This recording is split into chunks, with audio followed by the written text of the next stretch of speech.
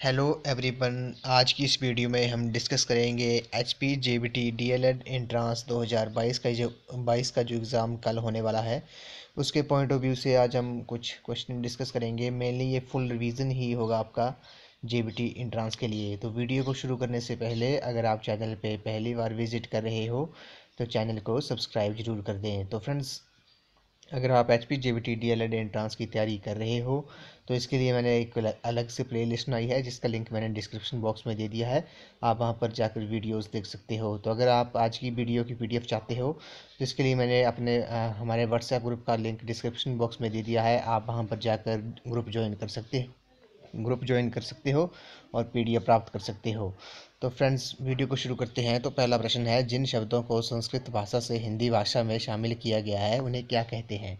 तो जिन शब्दों को संस्कृत भाषा से हिंदी भाषा में शामिल किया गया है उन्हें तत्भव शब्द कहते हैं। ऑप्शन नंबर बी इस क्वेश्चन का करेक्ट आंसर है। अगला प्रश्न है, इसमें बोला कि उत प्लस ज्वल का योग है। काफ़ी इंपॉर्टेंट क्वेश्चन है। तो उत प्लस ज्वल का योग क्या बनेगा? ये बनेगा आपका उज्ज्वल। तो उज्ज्वल ऑप्शन डी इस क्वेश्चन का करेक्ट आंसर है। तो फ्रेंड्स, आपने ध्यान देना है कि उज्ज्वल का शुद्ध रूप क्या होता है। तो आपने ध्यान देना उ, दो बार आधा ज और ब और ल, क्योंकि आपसे एग्जाम में पूछ सकते हैं कि शुद्ध वर्तनी का चयन करने। तो उज्ज्वल का शुद्ध रूप आप कौन सा होगा? ये होगा आपका ऑप्शन नंबर डी। तो उत प्लस ज्वल का योग होगा उज्ज्वल। अगला प्रश्न है, स्वर कितने होते हैं? तो स्वर कितने होते हैं? ये आपके 11 होते हैं। ऑप्शन नंबर डी इस क्वेश्चन का करेक्ट आंसर है। और व्यंजन पूछा जाए तो व्यंजन आपके 33 होते हैं। अगला प्रश्न है, निम्न में कौन सा जल का पर्यायवाची नहीं है? तो जल का पर्यायवाची कौन नहीं है? ये तरुण जो है वो आपका जल का पर्यायवाची शब्द नहीं है। बाकी बारी, नीर और पानी जो है वो आपके जल के पर्यायवाची शब्द हैं। अगला प्रश्न है, निम्नलिखित में कौन सी बोली पूर्वी हिंदी की बोली है? तो पूर्वी हिंदी की बोली कौन सी है? अवधी जो है वो आपकी पूर्वी हिंदी की बोली है। ऑप्शन नंबर 20 क्वेश्चन का करेक्ट आंसर है। नेक्स्ट क्वेश्चन है, इसमें हमें विराम चिन्ह दिया है। तो इसमें बोला कि विराम चिन्ह किसका प्रतीक है? ये जो दिया है मेरे पास, ये विराम चिन्ह किसका प्रतीक है? तो ये आपका अर्ध विराम का है। किसका? ऑप्शन नंबर सी इस क्वेश्चन का करेक्ट आंसर है। अगला इंपॉर्टेंट क्वेश्चन है, भारत वर्ष में हिंदी दिवस कब मनाया जाता है? तो हिंदी दिवस जो है वो आपका प्रत्येक वर्ष 14 सितंबर को मनाया जाता है। ऑप्शन नंबर बी इस क्वेश्चन का करेक्ट आंसर है। अगला प्रश्न है, इसमें बोला गया कि निम्नलिखित में शुद्ध वर्तनी चुनिए। ये फ्रेंड्स हमने काफ़ी इंपॉर्टेंट क्वेश्चन है। तो उज्ज्वल का जो शुद्ध वर्तनी होगी वो होगी आपकी ऑप्शन नंबर सी। ध्यान देना है अपने, उज्ज्वल कैसे लिखा जाता है? दोनों बार जो ज होता है वो दो बार आधा जाता है बल, उज्ज्वल। अगला प्रश्न है, आंखों में फिरना मुहावरे से अभिप्राय है। इस मुहावरे का जो अर्थ होता है आंखों में फिरना यानी कि बार बार याद आना। ऑप्शन नंबर सी इस क्वेश्चन का करेक्ट आंसर है। नेक्स्ट क्वेश्चन है, इसमें बोला गया कि गंगा हिमालय से निकलती है, में हिमालय से कौन सा कारक है? तो गंगा हिमालय से निकलती है, में हिमालय कौन सा कारक है? ये आपका अपादान कारक है। ऑप्शन नंबर बी इस क्वेश्चन का करेक्ट आंसर है। नेक्स्ट क्वेश्चन है, इसमें बोला गया कि जहाँ एक ही शब्द से दो से अधिक अर्थ निकले वहाँ कौन सा अलंकार होता है? काफ़ी इंपॉर्टेंट है। जहाँ एक ही शब्द से दो से अधिक अर्थ निकले वहाँ कौन सा अलंकार होता है? इस क्वेश्चन का जो करेक्ट आंसर है वो है आपका ऑप्शन नंबर डी। कौन सा अलंकार होता है? वहाँ श्लेष अलंकार होता है। नेक्स्ट क्वेश्चन है, दुख ही जीवन की कथा रही, क्या कहूँ आज जो नहीं कही। काव्य पंक्तियों के कवि है। तो इन पंक्तियों के कवि कौन है? दुख ही जीवन की कथा रही, क्या कहूँ आज जो नहीं कही। वो आपके सूर्यकांत त्रिपाठी निराला है। ऑप्शन नंबर डी इस क्वेश्चन का करेक्ट आंसर है। नेक्स्ट क्वेश्चन है, इसमें बोला गया कि विद्यार्थी में कौन सी संधि है? काफ़ी इंपॉर्टेंट क्वेश्चन है। तो फ्रेंड्स, इस क्वेश्चन का मुझे डाउट है कि विद्यार्थी में कौन सी संधि है। आई थिंक इस क्वेश्चन का correct answer option number C होगा, दीर्घ संधि। तो फ्रेंड्स, अगर आपको पता है कि विद्यार्थी में कौन सी संधि है तो कमेंट सेक्शन में जरूर बताएं कि विद्यार्थी में कौन सी संधि है। अगला प्रश्न है, इसमें बोला गया कि उन्नति का विपरीतार्थक शब्द क्या होगा? तो उन्नति का विपरीतार्थक शब्द क्या होगा? ये होगा आपका अवनति होगा। ऑप्शन नंबर डी इस क्वेश्चन का करेक्ट आंसर है। उन्नति का जो विपरीतार्थक शब्द होगा वो आपका अवनति होगा। अगला प्रश्न है, जो शब्द दो वाक्यांश या दो वाक्यों को मिलाते हैं उन्हें क्या कहते हैं? जो शब्द दो वाक्यांश या दो वाक्यों को मिलाते हैं उन्हें क्या कहते हैं? उन्हें समुच्चय बोधक अव्यय कहते हैं। ऑप्शन नंबर डी इस क्वेश्चन का करेक्ट आंसर है। अगला प्रश्न है, हिंदी भाषा की लिपि का नाम बताइए। तो ये आपकी देवनागरी है। ऑप्शन नंबर बी इस क्वेश्चन का करेक्ट आंसर है। तो फ्रेंड्स ये जो आज हम फुल रिवीजन कर रहे हैं ये काफ़ी इंपॉर्टेंट क्वेश्चन रहने वाले हैं। इससे पहले हमने टॉप 100 हिंदी ग्रामर के क्वेश्चंस और टॉप 100 जीके के जो क्वेश्चन डिस्कस किए थे उस वीडियो को भी आप एक बार ज़रूर देख लेना, क्योंकि काफ़ी इंपॉर्टेंट क्वेश्चन हमने वो डिस्कस किए थे। अगला प्रश्न है, उसने चोर को पकड़वाया में क्रिया का कौन सा रूप है? तो उसने चोर को पकड़वाया उसमें क्रिया का कौन सा रूप है? उसमें आपका प्रेरणार्थक रूप है। ऑप्शन नंबर डी इस क्वेश्चन का करेक्ट आंसर है। नेक्स्ट क्वेश्चन है, भाग्यवती उपन्यास 1877 में किसने लिखा था? तो भाग्यवती उपन्यास 1877 में आपका श्रद्धा राम फिल्लौरी ने लिखा था। ऑप्शन नंबर बी इस क्वेश्चन का करेक्ट आंसर है। नेक्स्ट क्वेश्चन है, पश्चिमी हिंदी उपभाषा के अंतर्गत कौन सी बोली नहीं आती है? तो पश्चिमी हिंदी उपभाषा के अंतर्गत आपकी बुंदेली बोली जो है वो नहीं आती है। ऑप्शन नंबर डी इस क्वेश्चन का करेक्ट आंसर है। अगला प्रश्न है, काली बिल्ली सारा दूध पी गई में काली कौन सा विशेषण है? तो काली बिल्ली सारा दूध पी गई में काली कौन सा विशेषण है? ये आपका गुणवाचक विशेषण है, ये आपके गुण को प्रकट कर रही है काली जो है। तो ऑप्शन नंबर सी इस क्वेश्चन का करेक्ट आंसर है। अगला प्रश्न है, तरनी तनुजा तट तमाल तरुबर बहुछाए पंक्ति में कौन सा अलंकार है? तो तरनी तनुजा तट तमाल तरुबर बहुछाई पंक्ति में आपका अनुप्रास अलंकार है। ऑप्शन नंबर ए इस क्वेश्चन का करेक्ट आंसर है। अगला प्रश्न है, हिंदी भाषा को भारत की राजभाषा बनने का गौरव कब प्राप्त हुआ? तो हिंदी भाषा को भारत की राजभाषा बनने का गौरव आपका 14 सितंबर 1949 को प्राप्त हुआ। ऑप्शन नंबर ए इस क्वेश्चन का करेक्ट आंसर है। अगला प्रश्न है, निम्न में से कौन सा शब्द अभिकारी अथवा अव्यय शब्द है? तो निम्न में यहाँ पे ऑप्शन नंबर बी जो होगा कल जो है वो आपका अभिकारी अथवा अव्यय शब्द है। ऑप्शन बी इस क्वेश्चन का करेक्ट आंसर है। अगला प्रश्न है, जहाँ उपमेय में उपमान की संभावना पाई जाए वहाँ कौन सा अलंकार होता है? तो जहाँ उपमेय में उपमान की संभावना पाई जाए वहाँ आपका उत्प्रेक्षा अलंकार होता है। ऑप्शन नंबर बी इस क्वेश्चन का करेक्ट आंसर है। अगला प्रश्न है, शब्द शक्तियाँ कितनी होती हैं? तो शब्द शक्तियाँ आपकी 3 होती हैं। ऑप्शन नंबर बी इस क्वेश्चन का करेक्ट आंसर है। अगला है, ज्ञ संयुक्त व्यंजन किन वर्णों से बनता है? तो ज्ञ संयुक्त व्यंजन आपका बनता है आपका ज प्लस ण प्लस अ से।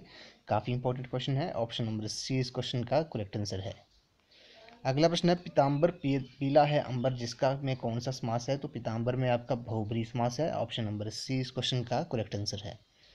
नेक्स्ट क्वेश्चन है, पेड़ से कई आम गिरे वाक्य में से विभक्ति किस कारक को इंगित करती है? तो पेड़ से कई आम गिरे जो वाक्य में विभक्ति आपकी अपदन कारक को इंगित करती है। ऑप्शन नंबर डी इस क्वेश्चन का करेक्ट आंसर है।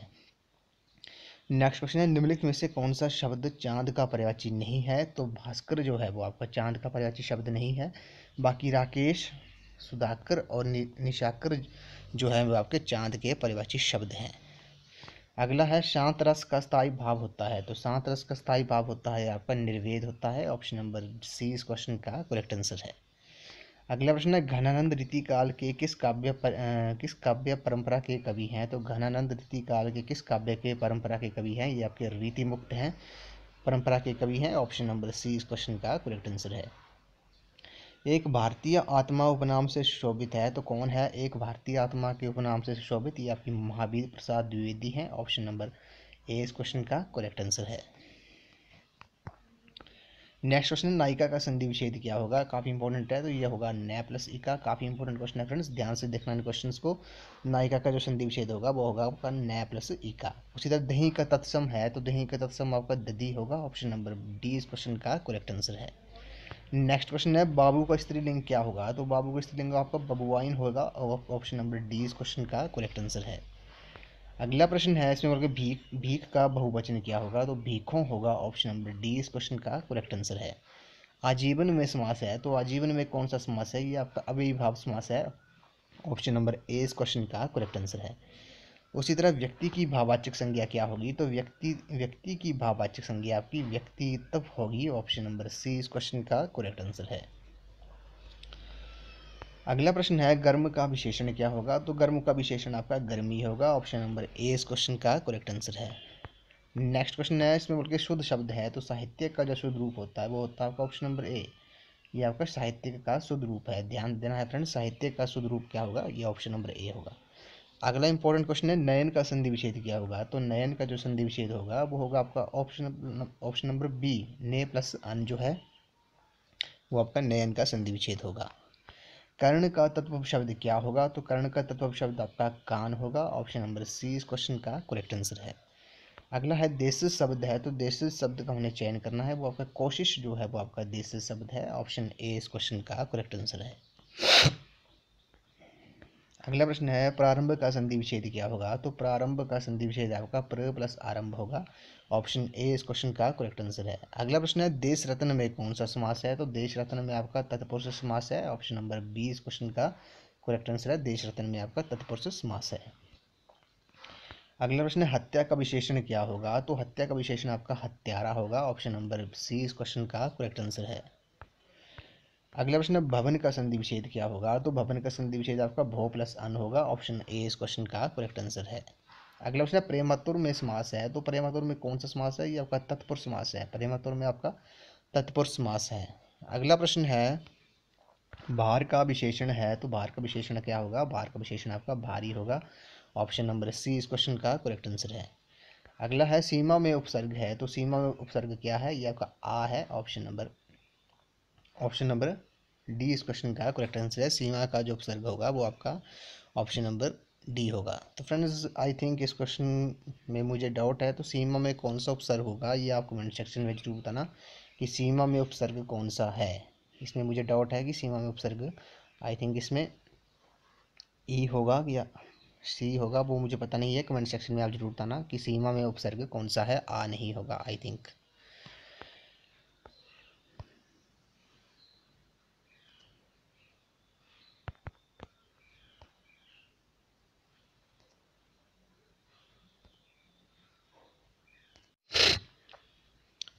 अगला प्रश्न है इसमें बोला कि मानव अधिकार दिवस कब मनाया जाता है? तो मानव अधिकार दिवस प्रतिवर्ष 10 दिसंबर को मनाया जाता है। ऑप्शन नंबर बी इस क्वेश्चन का करेक्ट आंसर है। अगला प्रश्न है भारत का सबसे लंबा राष्ट्रीय उच्च मार्ग कौन सा है? तो सबसे लंबा राष्ट्रीय उच्च मार्ग आपका NH7 है, वाराणसी से कन्याकुमारी तक है। अगला प्रश्न है आंसुओं का द्वार है, तो आंसुओं का द्वार है आपका बेब एल मंदब में, यरूशलेम में है, इजराइल में ये पड़ता है। आंसुओं का द्वार जो है वो आपका बेब एल मंदब में है, यरूशलेम में पड़ता है, इजराइल में पड़ता है। अगला प्रश्न है विश्व का सबसे बड़ा railway station grand central railway terminal कहाँ पर है? तो विश्व का सबसे बड़ा रेलवे स्टेशन जो है ग्रैंड सेंट्रल रेलवे टर्मिनल आपका अमेरिका में है। ऑप्शन नंबर सी इस क्वेश्चन का करेक्ट आंसर है। अगली है फ्रांसीसी क्रांति किस वर्ष हुई? तो ये हुई थी 1799 में। ऑप्शन नंबर ए इस क्वेश्चन का करेक्ट आंसर है। फ्रांसीसी क्रांति आपकी 1799 में 89 में हुई थी। ऑप्शन ए इस क्वेश्चन का करेक्ट आंसर है। 1789 में आपकी फ्रांसीसी क्रांति हुई थी। अगला प्रश्न है निम्नलिखित में से किस समुदाय के लोग इग्लू में रहते हैं? तो एस्किमो के समुदाय के लोग जो हैं वो आपके इग्लू में रहते हैं। इग्लू क्या होता है? ये बर्फ से बने हुए घर होते हैं इग्लू। अगला है द लेडी विद लैम्प के नाम से किसे जाना जाता है? तो द लेडी विद लैम्प के नाम से फ्लोरेंस नाइटिंगेल को जाना जाता है। ऑप्शन नंबर ए इस क्वेश्चन का करेक्ट आंसर है। अगला है भारतीय राष्ट्रीय कांग्रेस के सन 1885 में बम्बई के संपन्न हुए प्रथम अधिवेशन का सभापति किसने किया था? ये किया था WC बनर्जी ने। ऑप्शन नंबर सी इस क्वेश्चन का करेक्ट आंसर है। अगला है 1911 में दक्षिणी ध्रुव की खोज किसने की थी? तो साउथ पोल की खोज किसने की थी 1911 में? ये की थी आपकी एमेंडसन ने की थी। ऑप्शन नंबर सी इस क्वेश्चन का करेक्ट आंसर है। अगला है लैक्टोमीटर में से किसकी परख की जाती है? तो लैक्टोमीटर से क्या नापा जाता है? ये आपके दूध की शुद्धता को लैक्टोमीटर के से मापा जाता है। अगला है भारत का सबसे बड़ा स्तूप सांची स्तूप मौर्य वंश के किस राजा ने बनाया? तो भारत का सबसे बड़ा स्तूप सांची स्तूप जो है वो मौर्य वंश के किस राजा ने बनाया था? ये बनाया था आपका अशोका ने। ऑप्शन नंबर बी इस क्वेश्चन का करेक्ट आंसर है। अगला प्रश्न है भारत का सबसे लंबा ग्रैंड ट्रंक रोड यानी कि GT रोड किसने बनवाया था? ये बनाया था शेरशाह सूरी ने। ऑप्शन नंबर डी इस क्वेश्चन का करेक्ट आंसर है। अगला है जापान की मुद्रा क्या है? तो जापान की मुद्रा का येन है। ऑप्शन नंबर सी इस क्वेश्चन का करेक्ट आंसर है। अगला है भारत के किस पूर्व प्रधानमंत्री का जन्मदिन सद्भावना दिवस 20 अगस्त के रूप में मनाया जाता है? पहले मनाया जाता था, अब नहीं मनाया जाता है। तो 20 अगस्त को राजीव गांधी के जन्मदिन पे सद्भावना दिवस मनाया जाता था।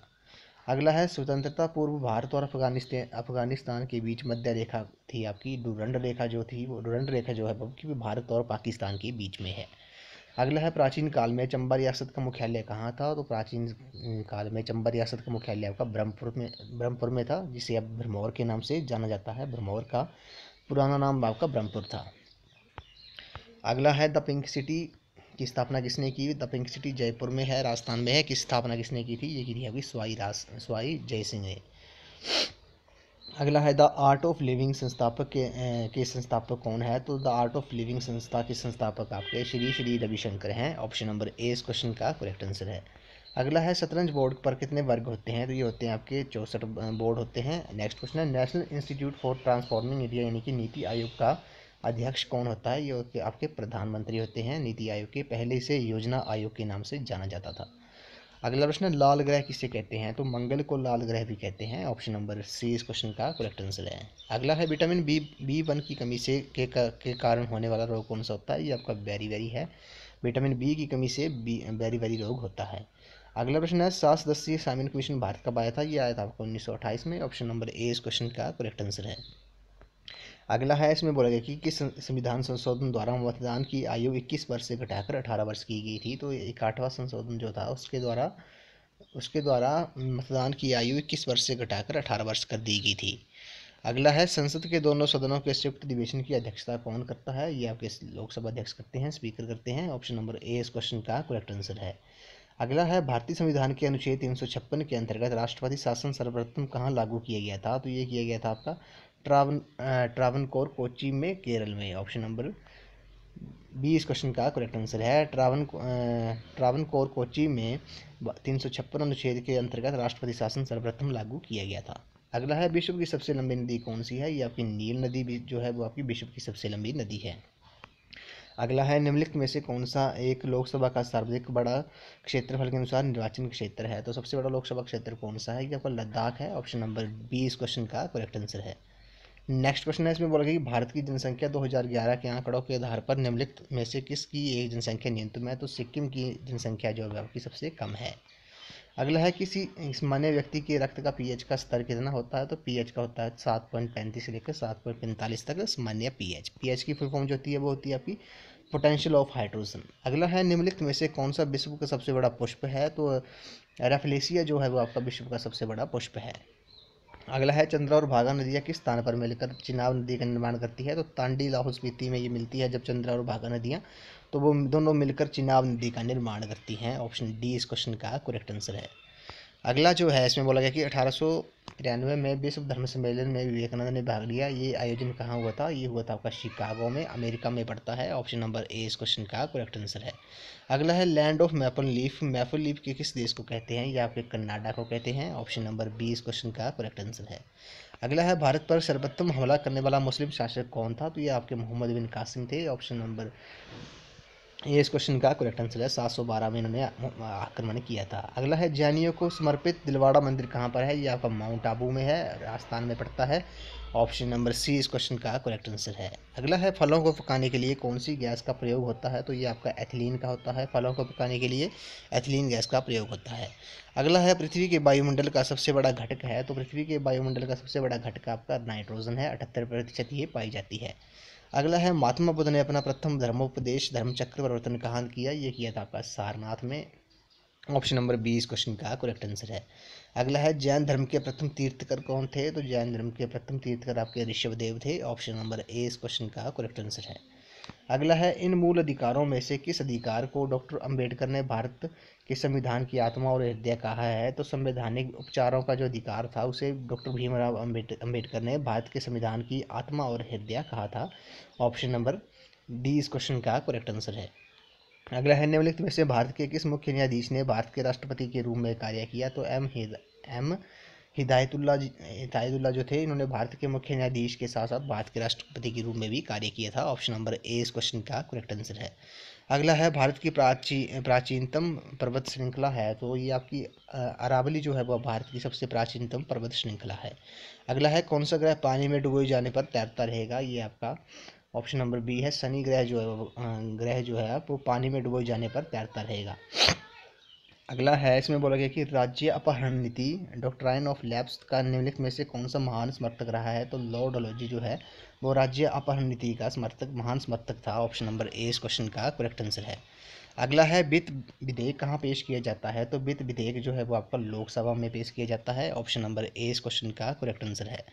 अगला है राज्यसभा की अधिकतम सदस्य संख्या कितनी हो सकती है, तो ये आपकी 250 हो सकती है। ऑप्शन नंबर डी इस क्वेश्चन का करेक्ट आंसर है। और इसमें 12 सदस्य जो होते हैं वो राष्ट्रपति मनोनीत करता है। अगला है बाबा कांशीराम को किस व्यक्ति ने पहाड़ी गांधी की संज्ञा दी थी, तो ये दी थी पंडित जवाहरलाल नेहरू ने बाबा कांशीराम को पहाड़ी गांधी की संज्ञा दी थी। तो बाबा कांशीराम का संबंध जो है आपका कांगड़ा डिस्ट्रिक्ट से था, देहरा से था। और इन्होंने आज़ादी तक काले वस्त्र धारण करने की प्रतिज्ञा ली थी। तो ऑप्शन बी इस क्वेश्चन का करेक्ट आंसर है। अगला प्रश्न है, इसमें बोला गया कि 1875 में आर्य समाज की स्थापना मुंबई में किसने की थी, तो ये की थी आपकी स्वामी विद्यानंद सरस्वती ने। ऑप्शन नंबर ए इस क्वेश्चन का करेक्ट आंसर है। 1875 में स्वामी विद्यानंद सरस्वती ने आर्य समाज की स्थापना की थी। अगला है, एक सामान्य व्यक्ति का तापमान होता है, ये होता है आपका 37 degree Celsius. Option number B इस क्वेश्चन का करेक्ट आंसर है।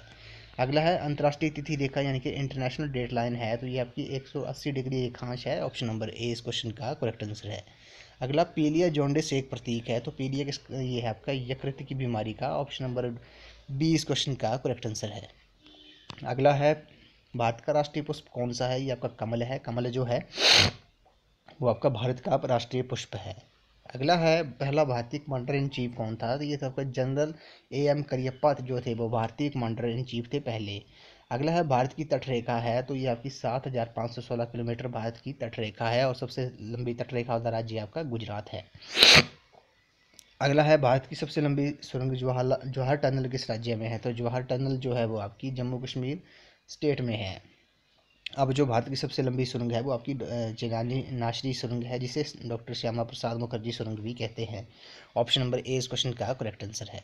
अगला है, फोर्थ स्टेट किसे कहा जाता है, तो फोर्थ स्टेट किसे कहा जाता है, ये प्रेस को कहा जाता है। ऑप्शन नंबर डी इस क्वेश्चन का करेक्ट आंसर है। अगला प्रश्न है, सूर्य ग्रहण कब लगता है, तो सूर्य ग्रहण लगता है जब चंद्रमा पृथ्वी और सूर्य के मध्य आ जाता है। चंद्रमा जो होता है वो पृथ्वी और सूर्य के मध्य आ जाता है, तब सूर्य ग्रहण लगता है। अगला है, सेंट्रल पोटैटो रिसर्च इंस्टीट्यूट कहाँ पर स्थित है, तो सेंट्रल पोटैटो रिसर्च इंस्टीट्यूट आपका कुफरी शिमला में है, हिमाचल प्रदेश में है। अगला है, मोहन मेकिन ब्रेवरी स्थित है, तो मोहन मेकिन ब्रेवरी आपकी सोलन डिस्ट्रिक्ट में है। ऑप्शन नंबर बी इस क्वेश्चन का करेक्ट आंसर है। अगला, वजीर राम सिंह पठानिया किससे संबंधित है, तो ये आपके नूरपुर से संबंधित है। ऑप्शन नंबर सी इस क्वेश्चन का करेक्ट आंसर है। नेक्स्ट क्वेश्चन है, धौला कुआं और राजवन औद्योगिक क्षेत्र डैश जिले में है, तो धौला कुआं और राजवन जो है वो औद्योगिक क्षेत्र आपके सिरमौर डिस्ट्रिक्ट में आते हैं। अगला प्रश्न है, नैना देवी मंदिर किस जिले में स्थित है, ये आपका बिलासपुर डिस्ट्रिक्ट में है। ऑप्शन नंबर डी इस क्वेश्चन का करेक्ट आंसर है। अगला है, मंडी शहर किस नदी के किनारे है, तो मंडी शहर जो है वो आपका ब्यास नदी के किनारे स्थित है। ऑप्शन नंबर ए इस क्वेश्चन का करेक्ट आंसर है। अब कुछ इंग्लिश लैंग्वेज के क्वेश्चंस हैं, तो बोला गया कि question number 38 to 43 direction choose the word which is opposite meaning to the word given in question. तो ऑपोजिट हमने मीनिंग चूज करना है जो दिए हैं। तो रिफाइंड का जो ऑपोजिट होगा वो होगा आपका क्या होगा, कनएमिनेटेड। ऑप्शन नंबर ए इस क्वेश्चन का करेक्ट आंसर है। उसी तरह पोस्टपोन का जो ऑपोजिट होगा वो होगा आपका प्रीपोन, जो है वो आपका पोस्टपोन का होगा। उसी तरह रिफाइंड का क्या होगा, ये होगा आपका कन एटिमिनेटेड। Option number A. उसी तरह सिक्रिएट का क्या होगा, तो ये होगा आपका इंटीग्रेट होगा। ऑप्शन नंबर ए इस क्वेश्चन का करेक्ट आंसर है। ये हमने ऑपोजिट मीनिंग हमने चूज करना है। तो एडवांस्ड का जो होगा वो होगा आपका बैकवर्ड। हमने चूज द वर्ड करना है which is opposite meaning to the given word. तो हम जो गिवन वर्ड दिया है उसका हमने ऑपोजिट चूज करना है, तो एडवांस्ड का होगा बैकवर्ड। उसी तरह एमिनेंट का होगा, तो एमिनेंट का क्या होता है, ये होता है अननोन। ऑप्शन नंबर ए इस क्वेश्चन का करेक्ट आंसर है। अगला है, ग्लो का क्या होगा, तो ग्लो का आपका डल होगा। ऑप्शन नंबर बी इस क्वेश्चन का करेक्ट आंसर है। अगला है, इसमें बोला गया कि fill in the blanks with the appropriate words. तो पहला है, the crop were damage badly as there was dash rain this year. तो क्या होगा, the word were damage badly as there was little rain this year. अगला है, Ram is dash of the two brothers. तो Ram is older of the two brothers. Next है, no one can write as dash as Ramesh does. तो no one can write as neatly as Ramesh does. अगला है, his statements is contrary dash fact. तो इसका जो होगा वो होगा आपका option number D, his statement is contrary to fact. Option number D इस क्वेश्चन का करेक्ट आंसर है। अगला है, it is 9 o'clock dash my watch. तो it is 9 o'clock by my watch. Option number A इस क्वेश्चन का correct answer है। Next है, इसमें बोला गया कि choose the correct preposition to fill in the blanks. तो करेक्ट प्रपोजिशन का मैंने यूज़ करना है। तो पहला है a wise man will avail himself his this golden chance. तो ये आएगा option number C, a wise man will avail himself of the golden chance। Next है give the correct article to fill in the blanks, he is dash European. काफ़ी important है, तो ये आएगा आपका ही इज़ ए यूरोपियन। हमने correct article का choose करना है, तो ही इज़ ए यूरोपियन। अगला है give the correct verb of बात। तो बात का जो करेक्ट वर्ब होगी वो होगी आपकी option number A, correct verb. अगला है give the correct noun of centre. तो करेक्ट नाउन सेंटर की क्या होगी, होगी आपकी सेंट्रल। ऑप्शन नंबर डी इस क्वेश्चन का करेक्ट आंसर है। करेक्ट नाउन ऑफ सेंटर क्या होगा, ये होगा आपका सेंट्रल। अगला है give the correct word of rule of one man. तो रूल ऑफ वन मैन होगा आपका डिक्टेनरशिप। ऑप्शन नंबर बी इस क्वेश्चन का करेक्ट आंसर है। नेक्स्ट है right the word opposite in meaning of brave. तो ब्रेव का जो ऑपोजिट मीनिंग होगा वो होगा आपका टिमिड। ऑप्शन नंबर सी इस क्वेश्चन का करेक्ट आंसर है। अगला है ऑपोजिट वर्ड ऑफ रिकवर। तो रिकवर का ऑपोजिट वर्ड होगा आपका रिलैप्स होगा। ऑप्शन नंबर डी इस क्वेश्चन का करेक्ट आंसर है। नेक्स्ट है complete the incomplete sentence, God help Dooj बू हेल्प थेमसेल्व्स। ऑप्शन नंबर बी इस क्वेश्चन का करेक्ट आंसर है।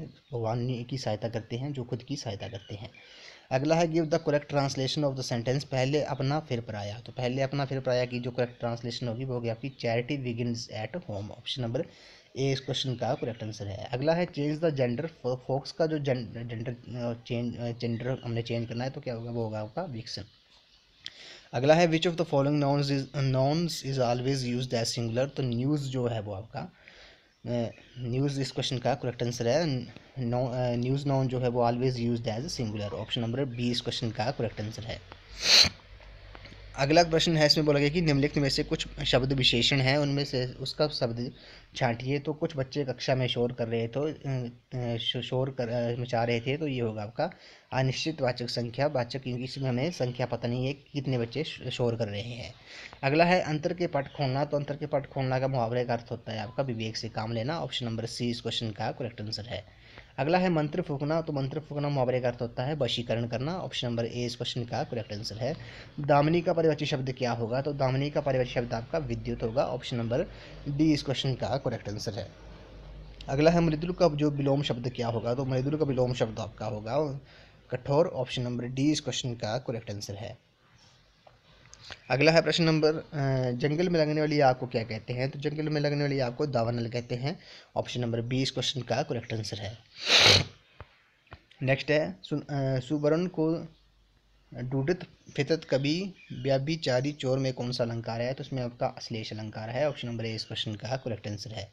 अगला है हिंदी वर्ष प्रतिवर्ष कब मनाया जाता है। तो हिंदी दिवस जो है वो प्रतिवर्ष 14 सितंबर को मनाया जाता है। ऑप्शन नंबर डी इस क्वेश्चन का करेक्ट आंसर है। अगला है परिमाणवाचक विशेषण का उदाहरण है। तो पहाड़ों पर बहुत वर्षा होती है, ये आपका परिमाणवाचक विशेषण का उदाहरण है। ऑप्शन नंबर ए इस क्वेश्चन का करेक्ट आंसर है। नेक्स्ट क्वेश्चन है, इसमें बोला गया कि in each of the following questions a sentence with one or more blanks has been given from the given option, fill up the blanks to make the sentence more meaningful. तो पहला जो है इसमें बोला गया है कि there were dash views than expected. तो यहाँ पर आएगा there were less views than expected. Option number B इस क्वेश्चन का करेक्ट आंसर है। अगला है can you bring me dash book I left in the garden. तो क्वेश्चन नंबर 30 का जो करेक्ट आंसर है वो आपका ऑप्शन नंबर डी डूज होगा। Can you bring me those books I left in the garden. अगला है the fertility of land is barely sufficient to dash 12 people to the acre. तो ये आएगा क्वेश्चन नंबर 31 का जो करेक्ट आंसर है वो आपका ऑप्शन नंबर बी होगा raise the fertility of land is barely sufficient to raise 12 people to the acre. अगला है what dash most is the positive attitude of the people. तो question number 32 का जो correct answer है वो आपका option number C what matter most is the positive attitude of the people. Option number C इस question का correct answer है। Next question है the incident has dash several damage to the dash of the employees. तो 33 का जो correct answer है वो है आपका option number C the incident caused has dash several damage to the morale of the employees. Next question है fill in the blanks with appropriate correct conjunction का हमने करेक्ट यूज़ करना है। तो we are living on Wednesday dash और it rains. तो यहाँ पर क्वेश्चन नंबर 34 का जो करेक्ट आंसर है वो आएगा we are living on Wednesday whether or not it rains. अगला है pay attention to your work dash you will no make mistakes. तो 35 का जो करेक्ट आंसर है वो आपका option number B so that pay attention to your work so that you will not make mistakes. अगला है fill in the blanks with appropriate word का हमने यूज़ करना है। The football team travelled dash train, तो 36 का जो correct answer है वो आएगा आपका by train. The football team travelled by train. अगला है he takes much interest dash painting landscapes, तो 37 का जो करेक्ट आंसर है वो आपका option number C, he takes much interest in painting landscapes. अगला प्रश्न है choose the correct verb from the four option, तो करेक्ट वर्ब का हमने चूज करना है। तो Ravi has been dash in Delhi since he was 5 year old, तो 38 का जो करेक्ट आंसर है वो आपका option number B, Ravi has been staying in Delhi since he was 5 year old। अगला है what dash you busy yesterday, तो what dash you busy yesterday 39 का जो करेक्ट आंसर है वो आपका ऑप्शन नंबर सी है, what kept you busy yesterday. अगला है fill in the correct word in the blank, तो his first failure did not dash him from making another attempt, तो क्वेश्चन नंबर 40 का जो करेक्ट आंसर है वो आपका ऑप्शन नंबर सी है, और his first failure did not stop him from making another attempt. Next question इसमें बोला गया कि in the following questions out of four alternative choose the one which can be substituted for the given word sentences. तो ए decorative handwriting को क्या कहते हैं, ये कहते हैं आपकी कैलीग्राफी। ऑप्शन नंबर ए इस क्वेश्चन का करेक्ट आंसर है। नेक्स्ट क्वेश्चन है flat metal plate fixed on a wall as an ornament, तो 42 का जो करेक्ट आंसर है वो आपका ऑप्शन नंबर डी होगा, प्लेक्यू होगा। नेक्स्ट क्वेश्चन है choose the word with the correct spelling, तो परनीसियस की जो करेक्ट स्पेलिंग है वो क्या होगी, वो होगी आपकी ऑप्शन नंबर बी, ये आपकी परनीसियस की करेक्ट स्पेलिंग है। उसी तरह कॉन्फिडेंटल की करेक्ट स्पेलिंग होगी आपकी ऑप्शन नंबर सी, कॉन्फिडेंटियल की ये करेक्ट स्पेलिंग है। अगला है question number 45 to 46 choose the word which is most opposite in meaning to the word given below, तो वर्ड का जो ऑपोजिट मीनिंग होगा वो होगा आपका काल्म होगा। ऑप्शन नंबर ए इस क्वेश्चन का करेक्ट आंसर है। वर्ड का जो ऑपोजिट मीनिंग होगा वो होगा आपका काल्म। उसी तरह डिनाउंस का क्या होगा, ये होगा आपका डिनाउंस का ऑपोजिट मीनिंग होगा आपका एक्सेप्ट। ऑप्शन नंबर ए इस क्वेश्चन का करेक्ट आंसर है। अगला प्रश्न है choose the word which is most similar in meaning to the word given below, तो स्टंड का मोस्ट सिमिलर मीनिंग मीनिंग वाला वर्ड कौन सा होगा, तो स्टंड का जो कौन सा होगा ये होगा आपका option number B, surprised. Option B इस क्वेश्चन का करेक्ट आंसर है। उसी तरह गैलेंट्री का जो मोस्ट सिमिलर मीनिंग होगा, कौन सा वर्ड किस वर्ड का मीनिंग जो होगा वो सेम होगा गैलेंट्री का, ऑप्शन नंबर बी। वेलर जो है वो आपका ऑप्शन नंबर बी इस क्वेश्चन का करेक्ट आंसर है। अगला है complete the sentence proverb by choosing correct option, तो वर्ड्स ऑफ ए फैदर, तो क्वेश्चन नंबर 49 क्या आएगा, कंप्लीट सेंटेंस करना है तो वर्ड्स ऑफ फैदर, तो 49 का जो करेक्ट आंसर है वो आपका option number D, birds of feather flock together. इस वीडियो को लास्ट क्वेश्चन है, इसमें बोला गया कि choose the correct meaning of the following phrase idiom underlined in the sentence from the option given below. The scientist work for donkeys ears to arrive at the formula, तो इसमें हमने choose the correct meaning of the following phrase idiom underlined in the sentence from the opposite given below, तो क्या आएगा, the scientist work for donkeys air को हमने underline किया है to arrive at the formula, तो क्वेश्चन नंबर 50 का जो करेक्ट आंसर है वो आपका ऑप्शन नंबर ए होगा, a long time. Option A इस क्वेश्चन का करेक्ट आंसर है। तो फ्रेंड्स आज की वीडियो में बस इतना ही। आज हमने मेनली सभी सेक्शंस डिस्कस किए मैथ को छोड़ के, बाकी काफ़ी इंपॉर्टेंट क्वेश्चन है, एक बार आपने ये वीडियो पूरी देख लेनी है ताकि आपको ये काफ़ी हेल्पफुल साबित हो। और इससे पहले जो हमने टॉप 100 जीके की क्वेश्चन और टॉप 100 हिंदी ग्रामर के क्वेश्चन डिस्कस किए हैं उसको भी आपने फ्रेंड्स एक बार उस वीडियो को भी एक बार देख लेना है, काफ़ी हेल्पफुल साबित होंगे। तो ये आज HPJBT DLED एंट्रांस 2022 की ये लास्ट वीडियो है फ्रेंड्स। तो आई होप आपको वीडियो पसंद आई होगी, तो वीडियो को लाइक शेयर एंड सब्सक्राइब कर दें और ऑल द बेस्ट सभी के लिए कल की एग्ज़ाम के लिए। तो फ्रेंड्स आज की वीडियो में बस इतना ही, तो थैंक यू फ्रेंड्स।